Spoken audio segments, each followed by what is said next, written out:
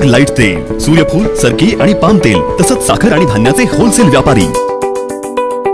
Chirag enterprises, 6वी गल्ली, ड्रेसिंगपूर। Phone 7066 916 916।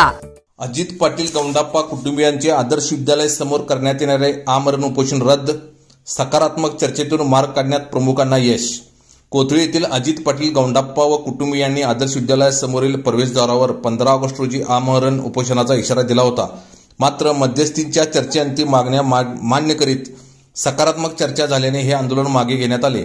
आदर्श शिक्षण संस्थेच्या आदर्श बाल मंदिराच्या इमारत बांधकामासाठी 2015 साली 14 लाख रुपयाची दिलेली देणगी शाळेस प्राध्यापक बापू रायगोंडा पाटील गौंडाप्पा यांचे नाव न दिल्याने देणगी परत मिळावी यासाठी युवा उद्योजक अजित बापू पाटील गौंडाप्पा कुटुंबियांनी 15 ऑगस्ट या स्वतंत्र दिनी विद्यालयाच्या मुख्य प्रवेशद्वारावर आमरण उपोषणाचा इशारा दिला होता।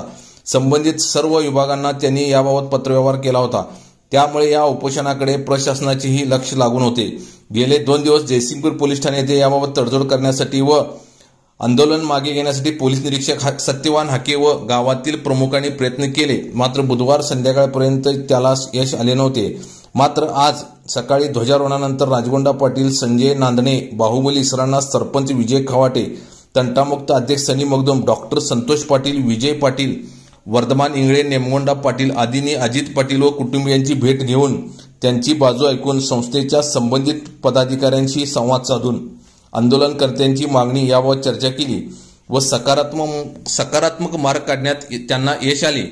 या स्थगित आंदोलनाबाबत बोलताना संजय नांदणे म्हणाले, तिन्ही घटकांच्या बरोबर चर्चा करून सकारात्मक निर्णय घेण्याचा आणि सकारात्मक तोडगा काढण्याचा प्रयत्न केला आणि त्याला यश येऊन तिन्ही बाजूने आमचं म्हणणं ऐकून घेऊन एक गावच्या इतिहासात असं काय न घडता गावचा सर्वांगीण विकास आणि शिक्षण संस्थेचा सर्वांगीण विकासासाठी सगळ्यांनी एक एक पाऊल पाठीमागे घेऊन हा मार्ग काढून उपोषण स्थगित करण्याचा निर्णय अजित पाटील यांनी आम्हाला सर्वांच्या साक्षीने दिला आणि त्यांच्या ज्या मागण्या होत्या त्यांचं नामकरण करायचं असते किंवा त्यांच्या सभासदाचा तोही योग्य प्रकारे तोडगा त्यांना सांगितलेला आहे। तोही त्या तोडगा त्यांनी मान्य केल्यामुळं हे उपोषणचा कार्यक्रम या ठिकाणी आज आमच्या विनंतीला मान घेऊन त्यांनी हा स्थगित केला। त्यांचे बी आम्ही सगळ्यांच्या वतीनं अभिनंदन आभार व्यक्त करतो आणि संस्थेत हे सगळं थांबावं, संस्थेचा विकास व्हावा यासाठी बाहुबली सरांना असू दे, विजय पाटील असू दे,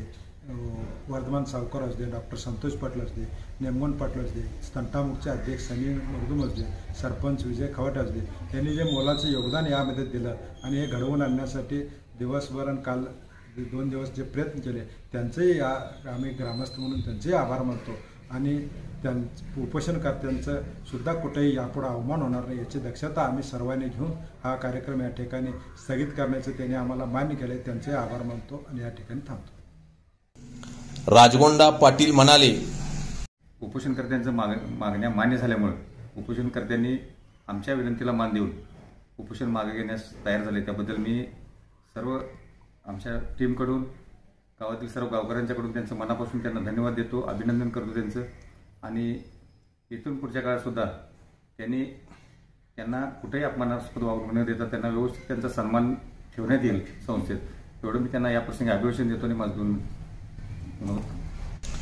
अजित पाटील गौंडाप्पा म्हणाले, आदर्श बालक मंदिराला आमचे वडील प्राध्यापक बापू रायगोंडा पाटील गौंडाप्पा यांचे नाव देण्यासाठी 10 वर्षापूर्वी दिलेली देणगी रक्कम परत मिळावी या मागणीसाठी 15 ऑगस्ट रोजी कुटुंबियासह आमरण उपोषण करण्याचा इशारा दिला होता।